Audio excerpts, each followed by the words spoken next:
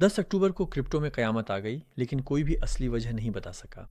Ethereum ने 25% और ripple जैसी बड़ी ओल्ड कॉइन्स ने 10% से ज्यादा अपनी कीमत खो दी। और बाजार अभी भी संभल नहीं पाया है, क्योंकि इस पूरी गिरावट के पीछे 15 जनवरी को घोषित होने वाला एक फैसला है।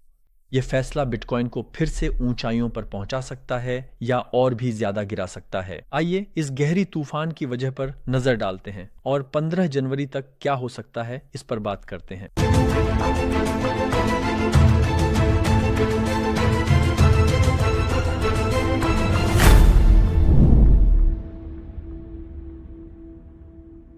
इस वीडियो में मैं 3 बिंदुओं को स्पष्ट करूंगा। हम MSCI के 15 जनवरी के फैसले का बिटकॉइन और ऑल्ट कॉइन्स पर असर देखेंगे। हम माइक्रो स्ट्रैटेजी के चक्र के काम करने के तरीके पर चर्चा करेंगे और 15 जनवरी तक बाजार क्या उम्मीद करेगा और फैसला क्या हो सकता है, इन सब पर चर्चा करेंगे। MSCI इतना महत्वपूर्ण क्यों है? वैश्विक वित्त के सबसे बड़े सूचकांक प्रदाताओं में से एक MSCI ने 10 अक्टूबर को एक बहुत महत्वपूर्ण बहस शुरू की। उसने माइक्रो स्ट्रैटेजी जैसी कंपनियों, जिनके खजाने में सबसे ज्यादा बिटकॉइन है, को सूचकांकों से बाहर निकालने पर बहस छेड़ दी।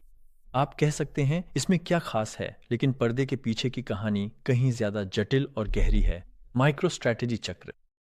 माइक्रो स्ट्रैटेजी के साथ साथ बाजार काफी ऊपर चला गया दोस्तों। बाजार ऊपर जा रहा था।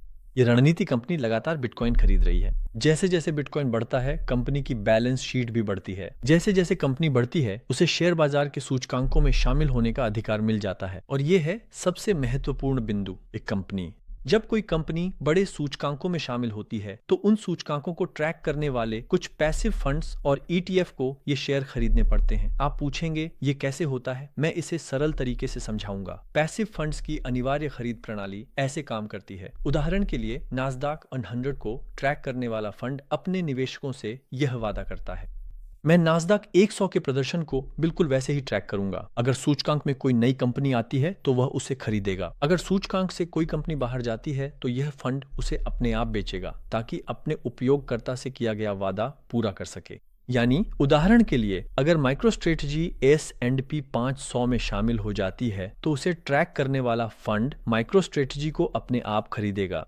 अगर वह बाहर जाती है तो अपने आप बेच देगा। यही वह जगह है जहां से असली जंग शुरू होती है दोस्तों। दुनिया की दूसरी सबसे बड़ी सूचकांक कंपनी MSCI ने यह सवाल उठाया, क्या बिटकॉइन केंद्रित कंपनियां वाकई में कंपनियां हैं या वे एक फंड की तरह काम करने वाली संरचना में बदल गई हैं? और इस सवाल ने बाजार में एक झटका प्रभाव पैदा कर दिया दोस्तों। मैं उस रात जब तेज गिरावट आई थी, स्क्रीन के सामने था। मैंने अपनी स्क्रीन की ओर देखा और मेरा सिर चकरा गया, क्योंकि मैंने वास्तविकता की धारणा पर सवाल उठाया। JP मॉर्गन ने निवेशकों के लिए एक चेतावनी नोट जारी किया। उन्होंने कहा कि यह वर्गीकरण माइक्रो स्ट्रेटजी के शेयर MSTR में गिरावट का कारण बन सकता है। साथ ही बाजार में ऐसी एक अफवाह भी है। JP मॉर्गन के माइक्रो स्ट्रेटजी को शॉर्ट करने की एक अफवाह है, लेकिन मुझे यह स्पष्ट करना जरूरी है, यह कोई सिद्ध अफवाह नहीं है। जब हम चार्ट को देखते हैं तो वास्तव में देख सकते हैं कि माइक्रो स्ट्रेटजी महीनों से गिर रहा है दोस्तों। तो MSCI ये आपत्ति क्यों कर रहा है? क्या उसकी समस्या हमसे है? आइए इसे देखें। उसका दावा इस प्रकार है, माइक्रो स्ट्रेटजी जैसे जैसे बिटकॉइन खरीदता है, बिटकॉइन की कीमत क्रमिक रूप से बढ़ती जाती है और बिटकॉइन की कीमत बढ़ने के कारण कंपनी की बैलेंस शीट भी बढ़ती है। कंपनी की बैलेंस शीट बढ़ने के कारण वह सूचकांकों में शामिल होने की पात्रता प्राप्त कर लेती है और सूचकांकों में शामिल हो जाती है। जैसे ही कंपनी सूचकांकों में शामिल होती है, उन सूचकांकों का अनुसरण करने वाले पैसिव फंड्स इन सूचकांकों को स्वचालित रूप से खरीद लेते हैं और कंपनी को और मजबूत बना देते हैं। जैसे जैसे कंपनी मजबूत होती जाती है, वह बिटकॉइन खरीदना जारी रखती है। MSCI कहता है कि यह चक्र समय के साथ खुद को फुलाने वाला एक जोखिमपूर्ण ढांचा है। यानी वह कहता है कि माइक्रो स्ट्रेटजी की स्थिति एक कंपनी की है या सिर्फ बिटकॉइन खरीदने वाले एक फंड की, क्योंकि फंड्स के लिए फंड खरीदना संभव नहीं है। ये बहुत जटिल विषय है दोस्तों, लेकिन मैं इस जटिल विषय को जितना हो सके उतना सरल तरीके से समझा रहा हूं। ऐसी ही सरल क्रिप्टो विषयों के लिए आप हमारे चैनल को सब्सक्राइब कर सकते हैं, वीडियो को लाइक कर सकते हैं और कमेंट भी कर सकते हैं, हमें खुशी होगी। यहीं पर माइकल सेलर की तरफ से बहुत स्पष्ट जवाब आया। उन्होंने कहा, अपने बाप के शराब के प्याले की बात मत शुरू करो। बिल्कुल ऐसा नहीं कहा था। सेलर ने कहा कि हम कोई फंड नहीं है, हम एक असली सॉफ्टवेयर कंपनी है। हमारा $500 मिलियन का सॉफ्टवेयर बिजनेस है। हम सिर्फ बिटकॉइन नहीं रखते, हम बिटकॉइन के साथ वित्तीय उपकरण और उत्पाद विकसित कर रहे हैं। इंडेक्स का फैसला चाहे जो भी हो, माइकल सेलर ने कहा कि हमारी दीर्घकालिक बिटकॉइन पोजीशन नहीं बदलेगी। निर्णायक समय 15 जनवरी का फैसला है।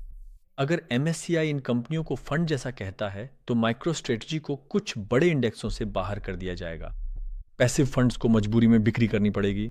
एमएसटीआर को महत्वपूर्ण मूल्य हानि होगी। कंपनी का विकास मॉडल ढह सकता है और बिटकॉइन की खरीदारी रुक सकती है। अगर एमएससीआई पीछे हटता है तो बाजार में अनिश्चितता कम हो जाएगी। सबसे बुरी संभावना तो पहले ही कीमत में शामिल हो चुकी है, ऐसी धारणा बनेगी। और मुझे लगता है कि 15 जनवरी के बाद की पहली तिमाही में हम बढ़त और एक छोटा सा बुल रन देख सकते हैं। अगर वे कहें कि नहीं, माइक्रो स्ट्रेटजी असल में कोई फंड नहीं है, तो क्या होगा? थोड़ी देर में मैं अंतिम मूल्यांकन करूंगा, लेकिन उससे पहले मैं आपको यह याद दिलाना चाहता हूं, संभावित बढ़त से पहले अगर अभी तक आपका कोई बिटकॉइन खाता नहीं है तो स्क्रीन पर दिख रहे क्यूआर कोड या नीचे दिए गए लिंक से बाइनेंस पर सदस्य बन सकते हैं और $100 तक के रजिस्ट्रेशन बोनस का लाभ उठा सकते हैं। सदस्य बनने के बाद अपनी पहचान सत्यापित करना ना भूलें। चलिए अब नतीजे पर नजर डालते हैं। एमएससीआई और जेपी मॉर्गन दोनों को लेकर गंभीर प्रतिक्रियाएं हैं और दुनिया भर में कई लोग कह रहे हैं कि उन्होंने अपना जेपी मॉर्गन खाता बंद कर दिया है। अब पहले की तरह विशाल बैंक अपनी मनमानी नहीं कर सकते। अब व्यक्तिगत निवेशक बहुत कीमती हो गए हैं। एक्स है, यूट्यूब है और कभी कभी हम बहुत बड़ा प्रभाव डाल सकते हैं, जैसा कि हमने गेम स्टॉप में देखा था। अगर गलत फैसला आता है, यानी फंड कहता है कि हमने इसे पहले ही कीमत में शामिल कर लिया है, तो यह ऐसे ही जारी रह सकता है। यानी 15 जनवरी तक बाजार थोड़ा थोड़ा ऊपर नीचे होते हुए, लेकिन ज्यादातर समय स्थिर ही रहेगा। अगर 15 जनवरी को वे कहते हैं कि हाँ, हम इसे लागू कर रहे हैं, तो वहां एक और तेज गिरावट देख सकते हैं और फिर सुधार की ओर जा सकते हैं। यानी ये सबसे बुरा हो सकता है। लेकिन अगर अच्छा फैसला आता है तो 15 जनवरी के बाद वह छोटा रैली देख सकते हैं, जिसका मैंने अभी जिक्र किया था। उम्मीद है कि यह समझ में आ गया होगा। यह हाल ही में हमारे द्वारा अनुभव की गई स्थिति थी।